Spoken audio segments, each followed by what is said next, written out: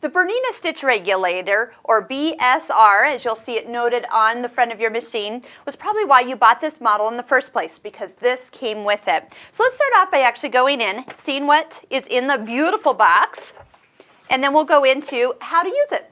So first off, this has worked from day one. It is a beautiful accessory. BERNINA really did a nice job with it.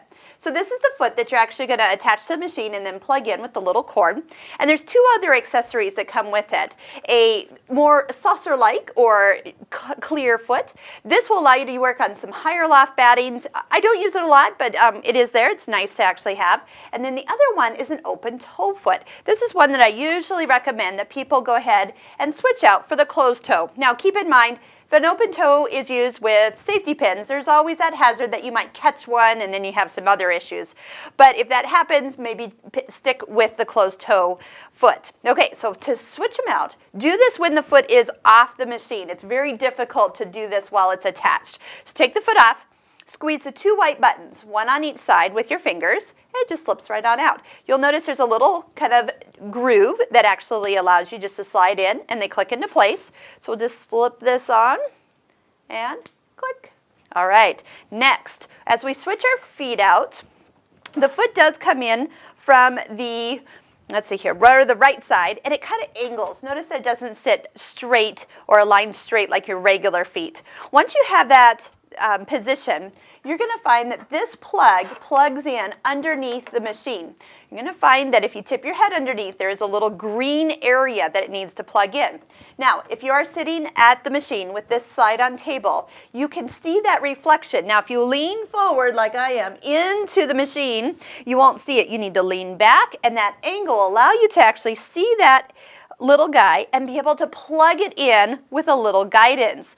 Once it's completely plugged in, your machine will actually show that it sees this foot. It says foot number 42, and it will either say BSR 1 or BSR 2 on your screen. BSR 2 and 1 are the two modes you can use it in. Next, you must lower your feed dogs. If you don't, it just won't work, and you'll notice this red light will stay red, indicating you can't use it until the feed dogs are lowered. So come over right below where the foot control plugs in and push that all the way in, and then we will be able to activate it. So we're going to go ahead and just show you a couple things here. You can go ahead and pull up your bobbin thread if you want. You can use your needle up and down feature, and you can pull that up, so if that is a technique you're used to doing. Sometimes I do, sometimes I don't. All right, we're going to start off in mode 2. This is the mode, or BSR 2, that actually when you come into the store, we always have it set up with this because it's the easiest one to try out and let people be successful immediately. And then they just fall in love with it, and that's probably how you ended up with this machine also. So with this mode, we do not use the foot control with our presser foot at all.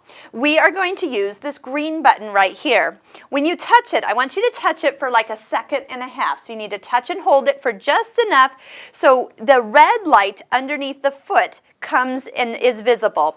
Once that red light is visible and you start to move your fabric, the stitch will start to be regulated. So I'm not pressing down on the foot control, but as I go faster or slower, you can kind of hear the machine going different speeds, and if I pause, it waits for me. Keep it in mind that when that red light is on, do not put your fingers in there. That is a scary thing. And also, don't let the fabric go. Hold your fabric always with a hand. Keep in mind, your quilt is much heavier, and you'll find yourself gravity taking a hold of your quilt, and the machine will continue to stitch.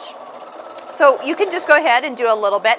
If you heard that little beep, that means that I was going faster than the machine can actually stitch. Now I'm going to stop for a second to turn off the stitch regulator, push that same start-stop button, and that will sink the needle down and turn the light off. So you can move the fabric around, you can rearrange as needed. Now, so let's go ahead and repeat. Touch the green button just enough so now the needle will actually come out of the fabric and the red light will turn on. And as we stitch, now if we go too fast, you hear a signal with a beep and the red light of this button turns on. It's guiding you to go a little bit slower. Take a look. I'm going to go ahead and turn it off. Take a look at your stitch length. When you get into the stitch regulator, it starts at stitch length of 2. Stitch length of 2 is kind of on the small side, but very nice to work with, but it's very easy to go too fast, and then it can't keep that nice stitch length of 2. It starts to get a stitch that's bigger and bigger. So what it's doing is training you to slow your hands down to stay within its range. If you find yourself doing a much bigger pattern or stitching a lot faster, or moving your hands a lot faster, make your stitch length longer. You can go up to 3, actually you can go up as high as 4. Keeping in mind that as you do a longer stitch length, small patterns are not going to look as good. They're going to be very jaggedy.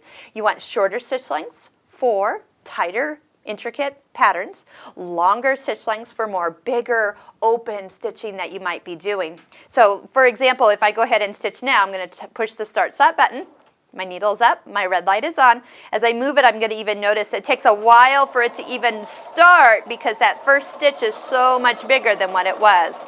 There's that nice bigger pattern that I would be working with. I'm going to go ahead and stop it there. You also can bring that stitch length down as low as 1. So you can have quite the range depending on your project. Okay, let's go into BSR 1. Touch the BSR button.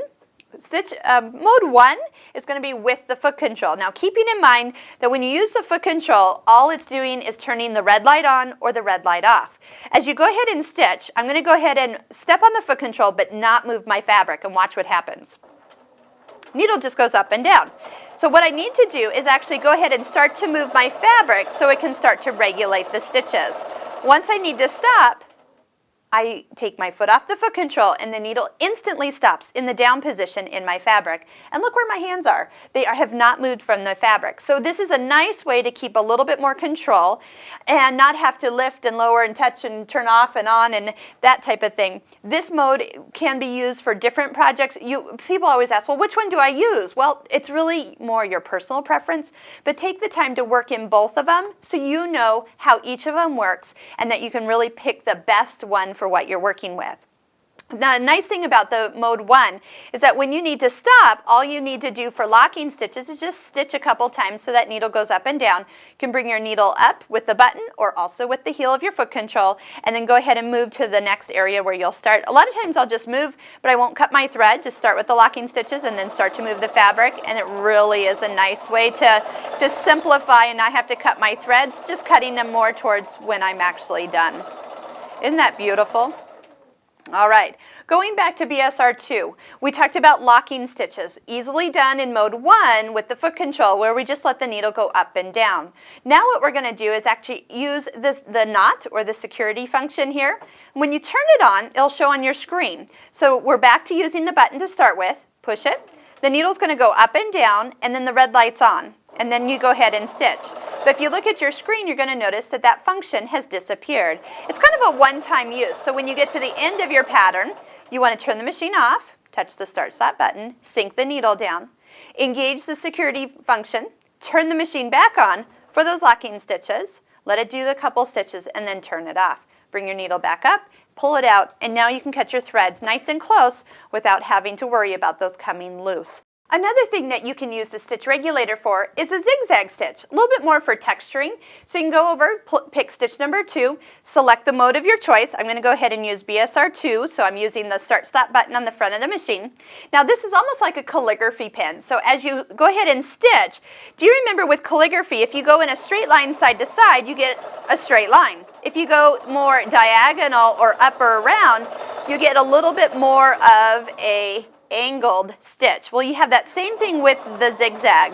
So it's a little bit more for texturing, a little bit more artsy. So maybe not for machine quilting per se, but you definitely can use it for adding some shading to trees and grass and wildlife and really going in and giving some fun things. I love this with variegated thread. So as variegated thread is used, it kind of just blends everything together. You can adjust the width and length. Just keep in mind that if you get it a little close together, your indicator that you're going too fast will probably come on much quicker than you realize because you need to really slow that down. So do a little practicing with that. You can actually use a double needle with the stitch regulator. How fun would that be? And then your stitches will look like they are parallel stitching, almost give you some really neat loop-de-loops. So just have some fun with it. Another thing to use is a straight stitch throat plate. A straight stitch throat plate will do a single hole, really stabilize your stitching as you're doing with no zigzag and no double needle, keeping that in mind. A straight stitch only with this, and it really gives you a more exact stitch. So if you haven't purchased this already, you'll definitely want one. I almost just keep it with the stitch regulator, so I'm always reminded to put it on when I'm using it. So the stitch regulator is wonderful.